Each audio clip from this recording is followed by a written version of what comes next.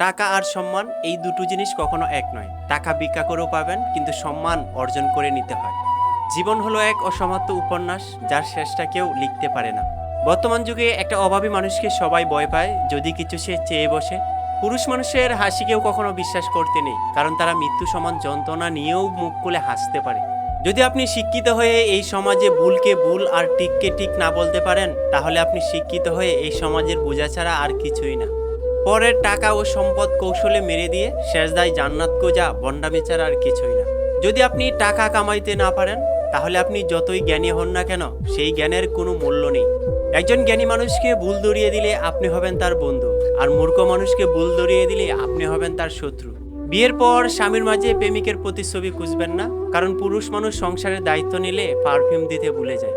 যদি আপনি মানুষ চিনতে ভুল করেন, তাহলে লজ্জার কিছুই নেই, কারণ অমানুষগুলো কিন্তু ঠিক মানুষের মতোই দেখতে দেখা যায়।